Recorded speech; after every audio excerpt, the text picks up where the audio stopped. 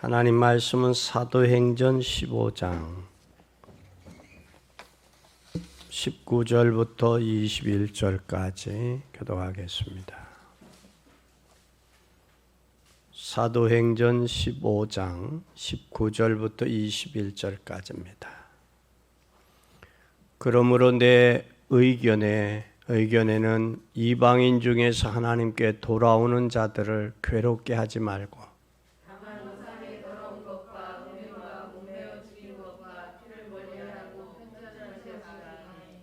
이는 예로부터 각성에서 모세를 전하는 자가 있어 안식일마다 회당에서 그 글을 읽음이니라 하였더라.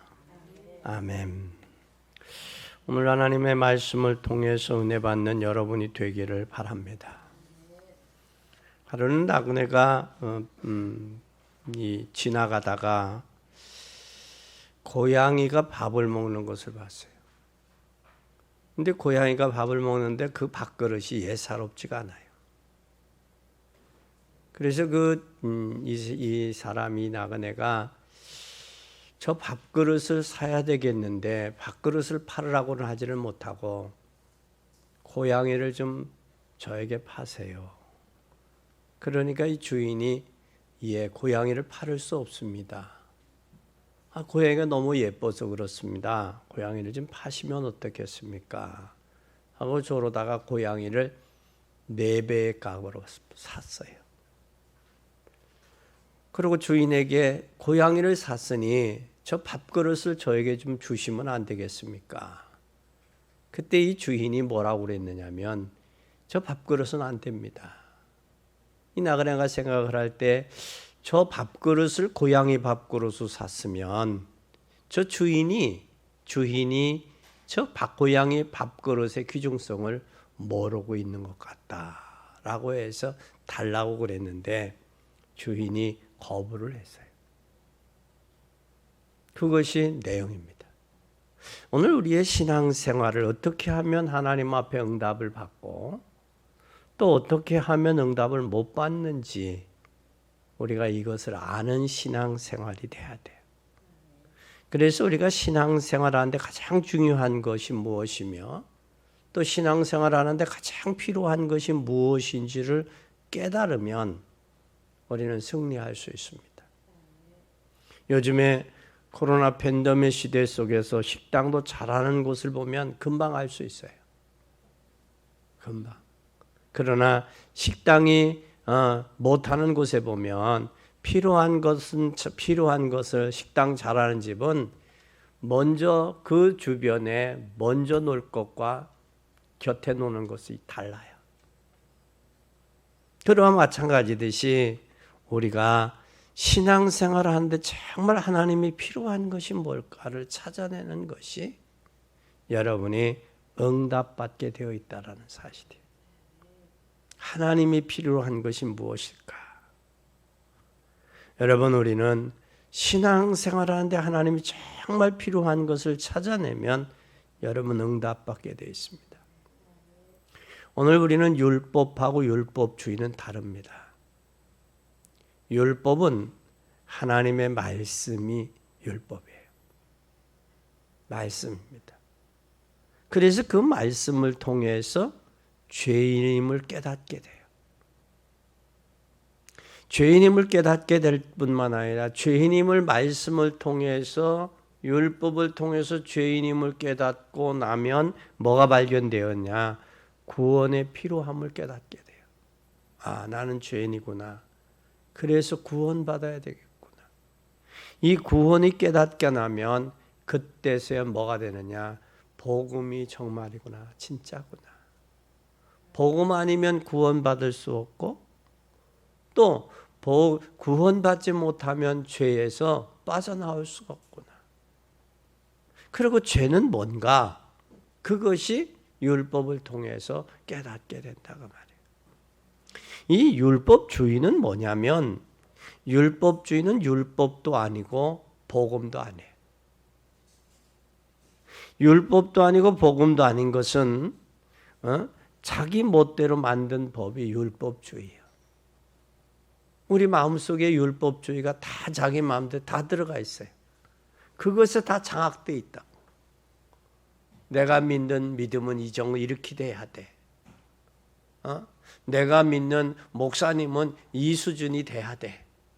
또 장로님은 이 수준이 돼야 돼. 이 율법주의가 사람들의 마음 안에 각인되어 있다는 거예요. 그럼 이 율법주의는 지금 어떻게 되어 있느냐? 자기 멋대로 만든 법일 뿐만 아니라 그것이 전 세계에 장악되어 있다는 사실이에요. 전 세계에 깔려 있어요. 그래서 우리는 복음으로 율법주의에서 해방시키는 것이 가장 중요한 거예요. 오늘 여러분이 꼭 붙잡아야 될 필요한 은혜를 받는 여러분 되기 바랍니다. 율법주의에서 빠져나와 어디로 가자? 복음으로 가자.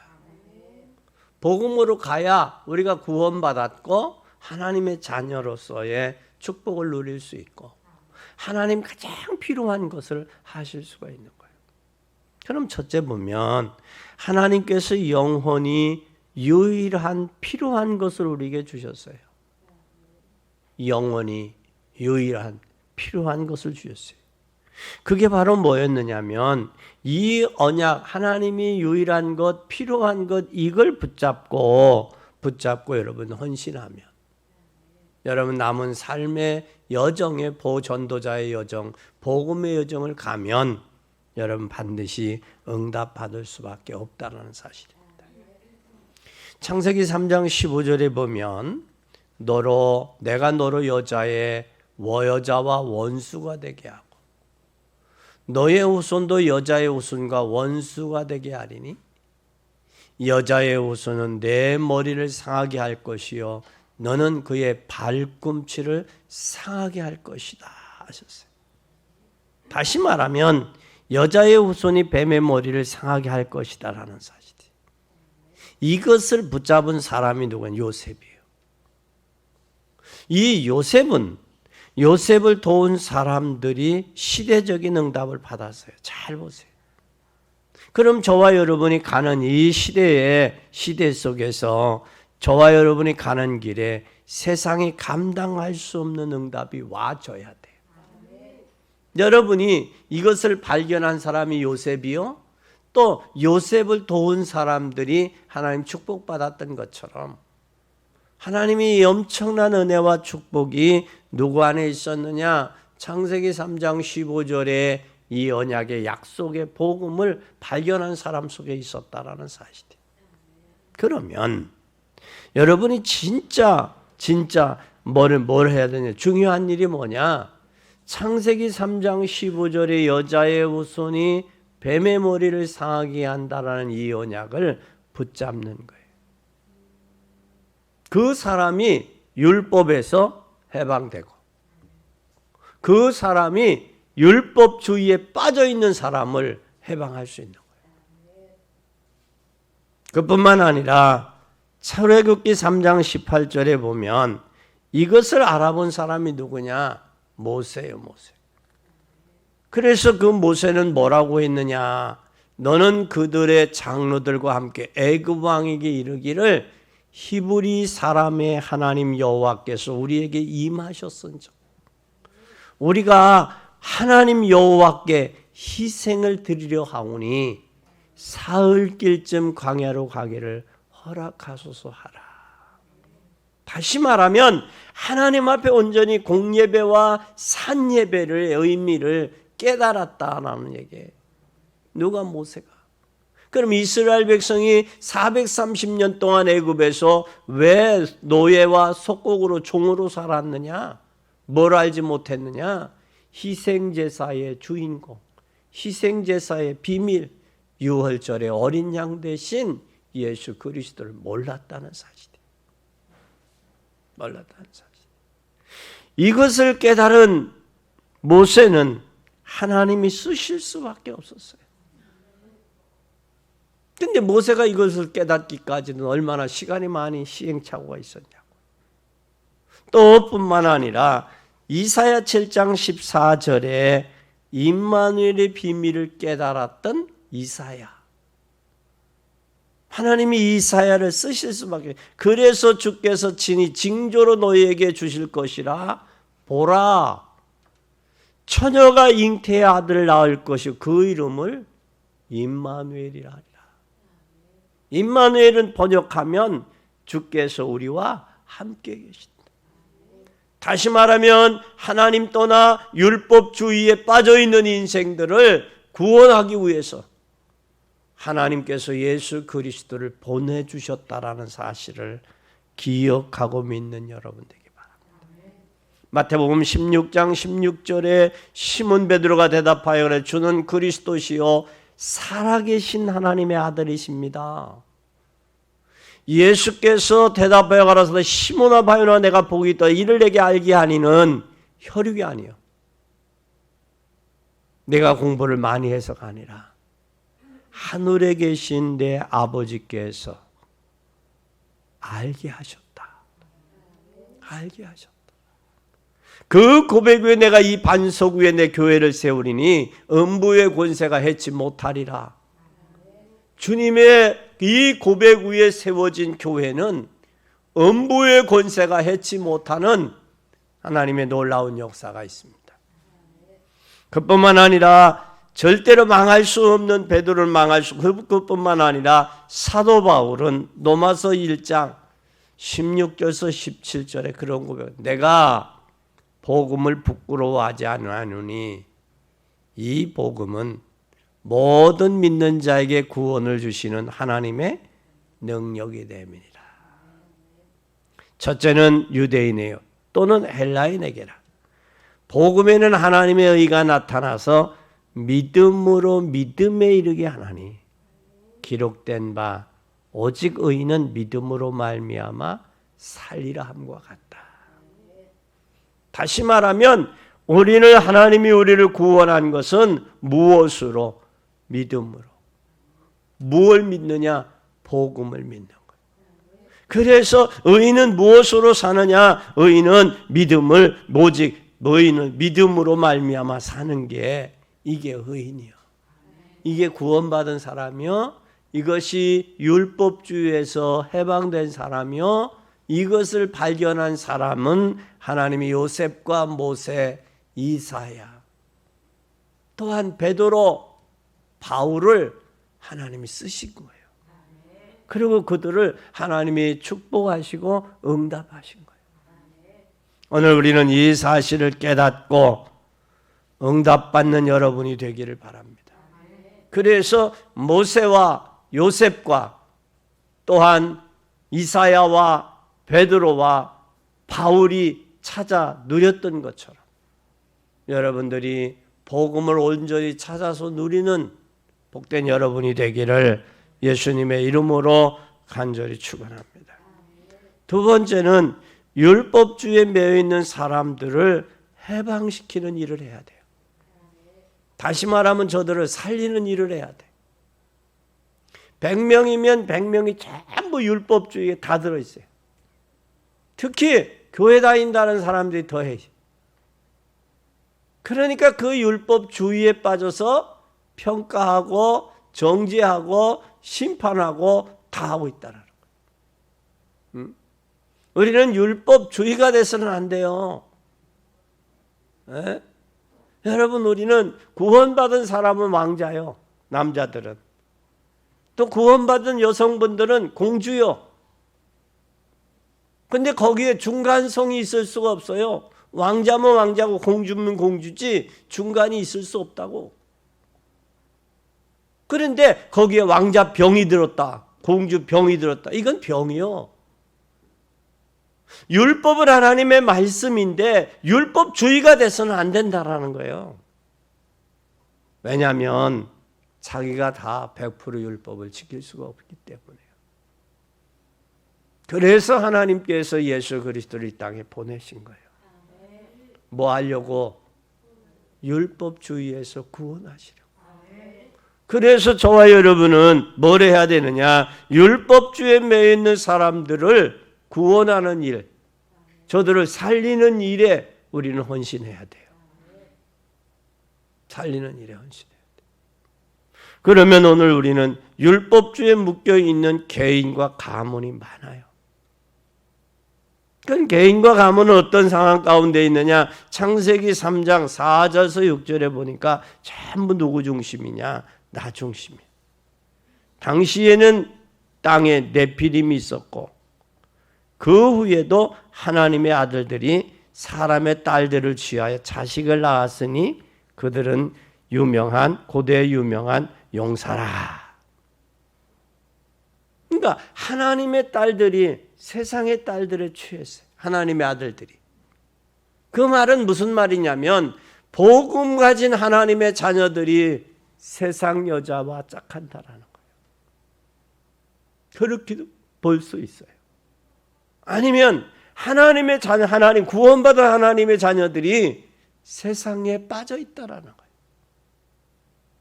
세상에 산다라는 거예요. 그런데 그때 뭐라고 했느냐? 참 중요한 말씀을 했어요. 선악을 알게 하는 나무의 실과는 먹지 말라 그랬어요. 먹지 말라. 왜? 먹으면 죽는. 2장 17절에 보면 내가 선악을 알게 하는 나무의 실과를 먹으면 정령 반드시 꼭 죽는다고 그랬어요. 근데 누구 말을 들었냐? 창세기 3장 4절에서 6절에 보니까 뱀이 여자에게 이르되 너희가 결단코 죽지 아니하리라. 잘 보세요. 사단은 우리를, 세상적인 것은 우리를 뭐 하고 있느냐? 속이고 유혹하고 있다라는 거예요. 그러면서 뭐라고 이야기하느냐면 너희가 그것을 먹는 날에는 너희 눈이 밝아 하나님과 같이 될 줄을 되어 선악을 알 줄을 알미니라. 여기에 뭐라고 했느냐? 너희가 그것을 먹는 날에는 오미야 먹는 날에는. 그런데 여기에 뭐가 우리는 음식을 먹을 때는 생각으로도 먹고 눈으로도 먹고 입으로도 먹는 거예요. 생각으로 저 음식이 맛있겠다? 눈으로도 맛있어 보인다? 입으로 들어가서 맛있다 그렇게 나오잖아요. 그렇죠? 그런데 여기에 이미 누구에게 뱀의 유혹에 넘어가고 보니까 뭐에게 보였어? 생각이 유혹에 뺏겨버리니까 뭐 함직했어요? 보함직, 먹음직, 탐스럽고 지혜스러 할 만해. 그러니까 뭐 했어요? 먹은 거예요.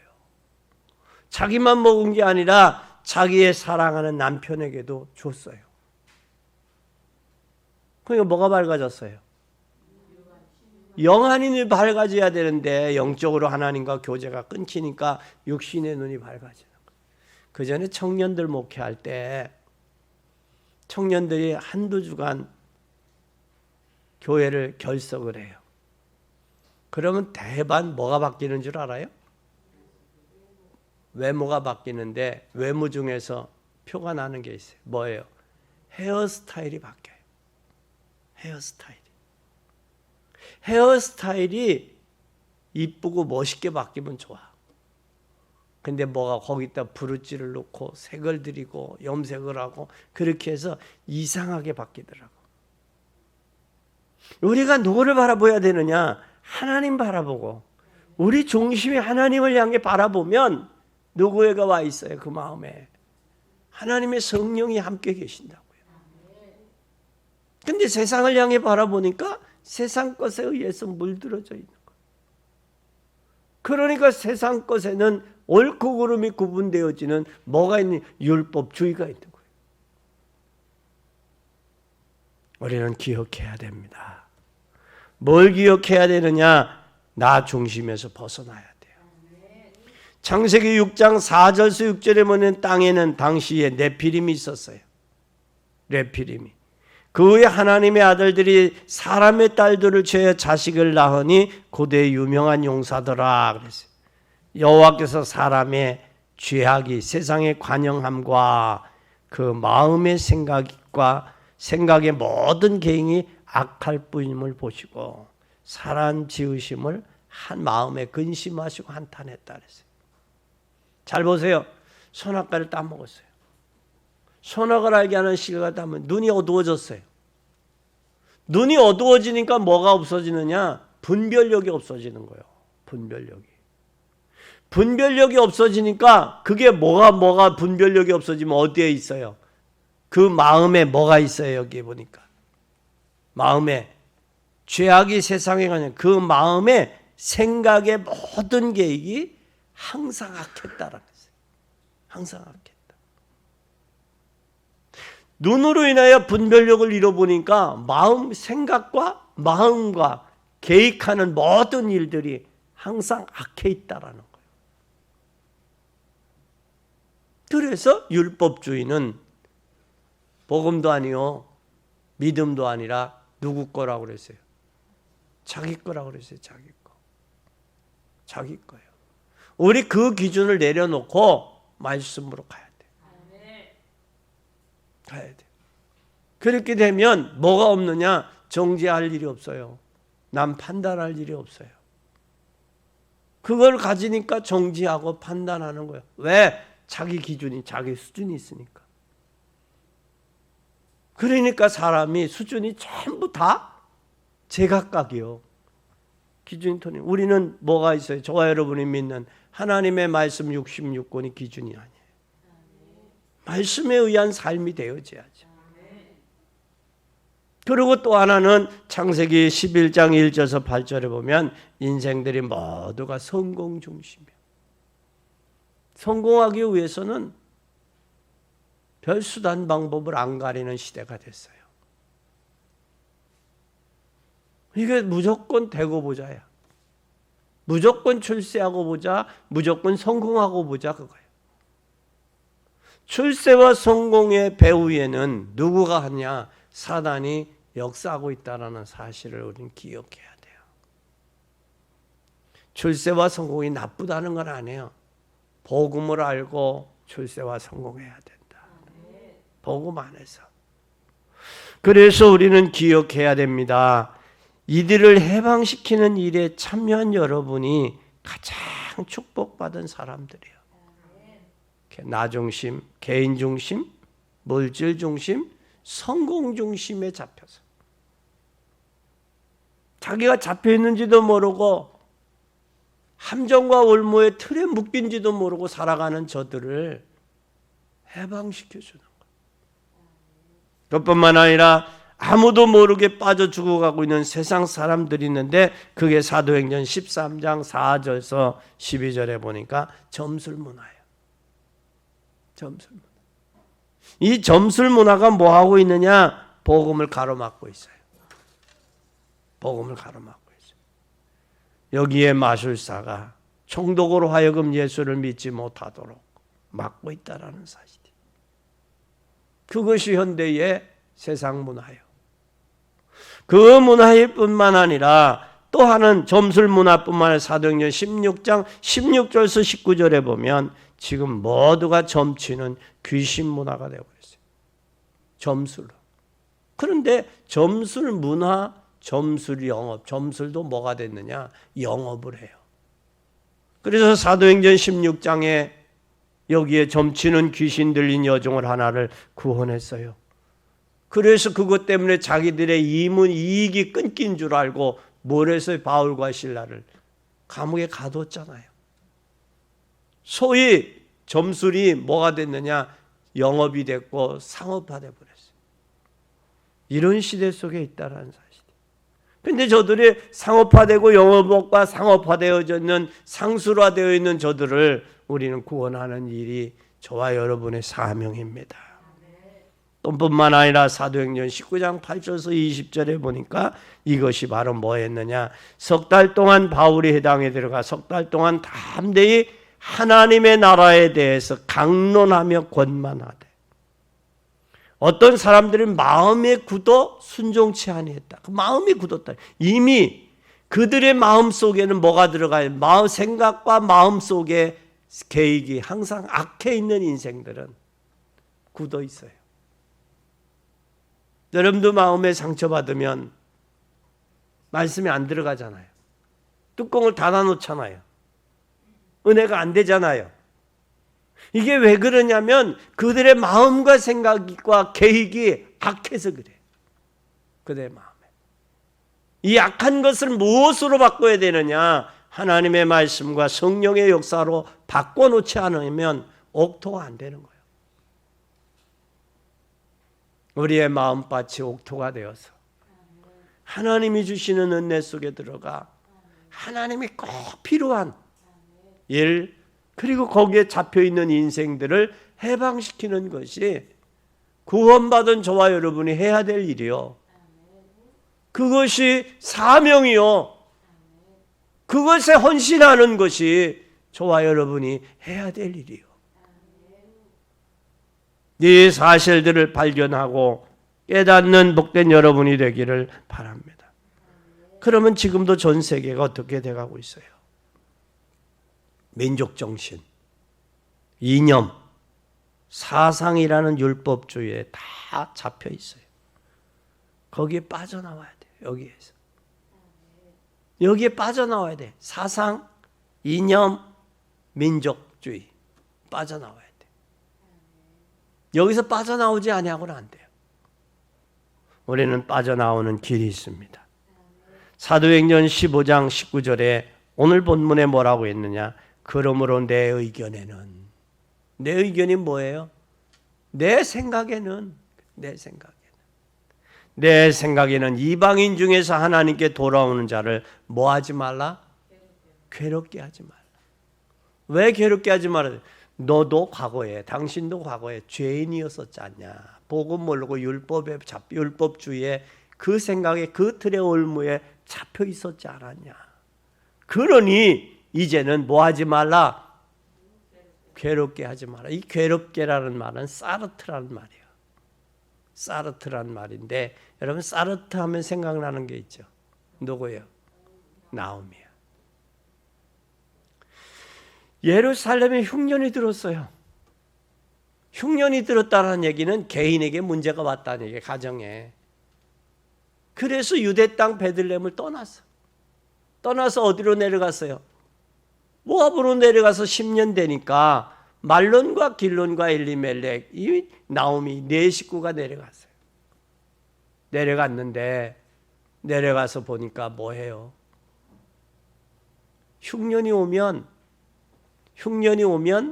그것도 흉년이 와요. 참 중요한 거예요.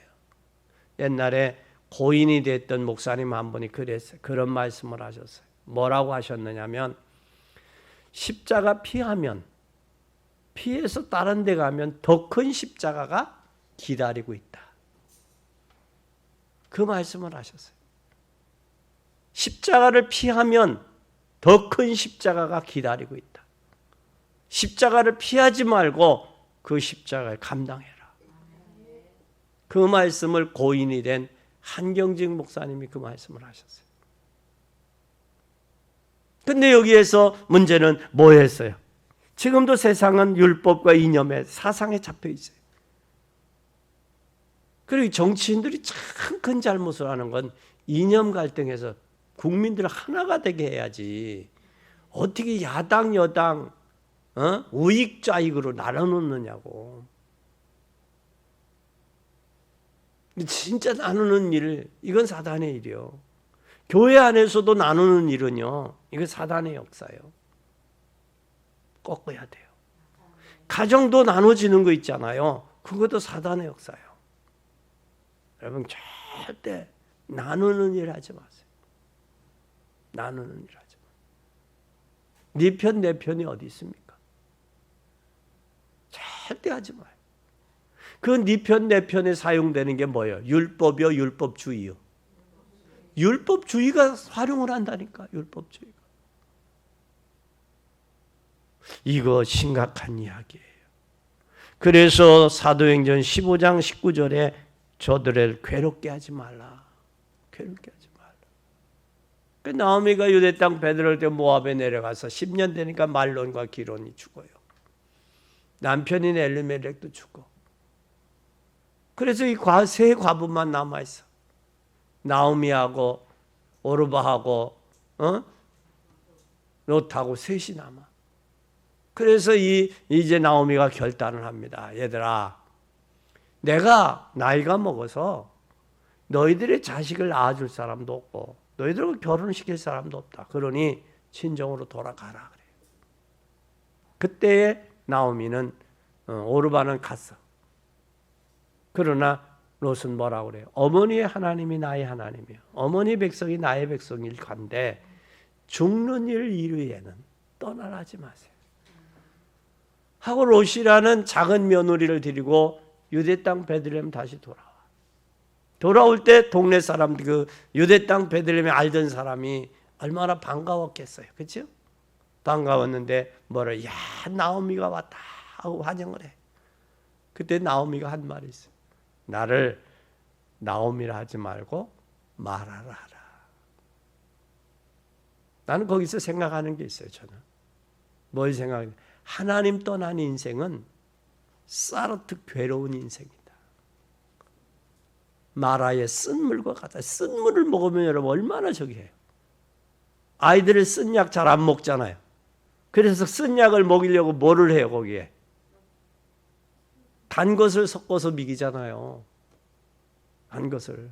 그러니까 이 쓴 건 인생은 괴로운 거예요. 괴로운 거예요. 그래서 사르트라고 했어요. 얼마나 괴로우냐 말이에요.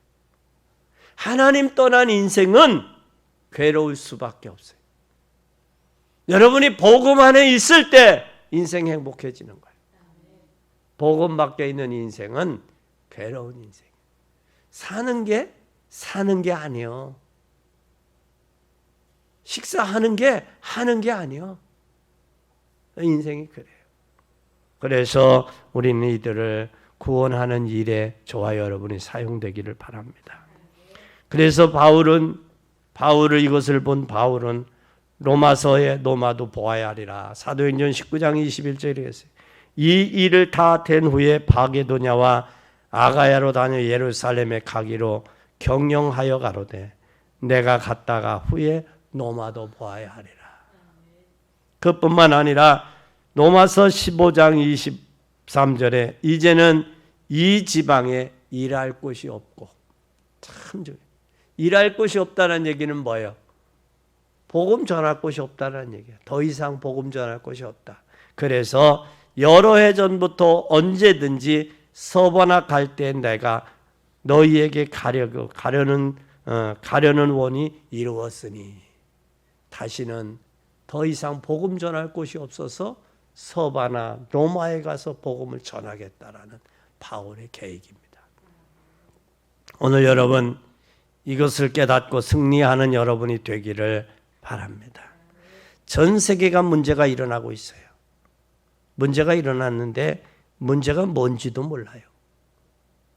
그리고 이 시대의 문제가 뭔지도 모르고 있다고. 그럼 이 시대의 문제는 뭐냐? 하나님이 이 문제와 고난과 이 어려움 속에 하나님의 계획을 가지고 계세요. 계획을 발견하는 게 저와 여러분의 사명이고 이 시대 교회가 해야 될 일이에요. 그게 바로 뭐냐? 나에 대한 계획을 찾아야 돼요. 이때 이 코로나 팬데믹 시대에 나를 향한 계획을 찾아요. 그게 바로 1000명이에요. 1000명을 찾아야 돼요. 그리고 교회에 대한 계획을 찾아야 돼요. 그게 바로 뭐냐? 사명이요. 내가 교회에서 뭘 해야 되겠느냐? 1000명을 발견한 사람이 교회를 통해서 사명을 이룰 수 있는 거예요. 그리고 그것을 우리는 현장에 대한 계획을 가지고 있어요. 이게 소명이야. 이 소명이야. 그래서 바울은 뭐라고 말씀했느냐? 마태복음 5장 17절에 베드로는 예수 그리스도는 율법을 완성하러 왔다. 율법 완성하러. 또 고린도전서 8장 13절에 바울은 그런 고백을 했어요. 식물이 내 형제를 실족케 하면 나는 영원히 고기를 먹지 아니하고 내 형제를 뭐하지 않겠다? 실족지 않게 하겠다. 실족지 않게 하겠다. 그 고백을 바울은 했습니다. 그럼 결론입니다. 이제 여러분들이 하나님이 예비해 놓은 것, 나의 것을 찾아야 돼. 이제 세 가지를 찾자. 결론에서 뭘 찾자? 나의 것을 찾자. 그리고 나의 길을 찾자. 그리고 나의 목표를 찾아내자. 여러분 잘 보세요. 나의 것을 찾았으면 나의 길을 가는 거예요. 누가 뭐라고 하든, 누가 뭐라고 하든. 여러분 잘 보세요. 죄송합니다. 속된 표현이라. 멍멍이가 짖는다고 열차가 안 가요? 가지요. 갈 수밖에 없는 거예요. 그것처럼 하나님이 나를 향한 계획을 발견하면 나의 길을 가는 거예요. 묵묵히 기도하면서 하나님의 말씀에 묵상하면서 말씀에 의지하고 기도하면서 가는 거예요. 그 나의 길을 갈 뿐만 아니라 나의 목표를 찾아내. 이제 남은 여생 얼마가 될지는 모르지만 내가 이 전도자의, 이 복음 증거자의 이 증인의 삶을 가리라. 여정을 가리라.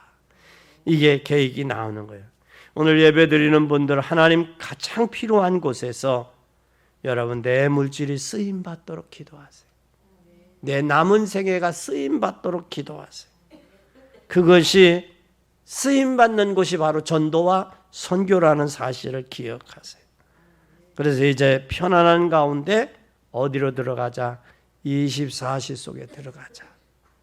그래서 내 인생이 행복하고 즐겁고 감사하고 누리면서 저들의 율법주의에 잡혀있는 저들을 해방시키고 구원하는 일에 저와 여러분과 우리 교회가 사용되어지기를 예수 그리스도의 이름으로 간절히 축원합니다.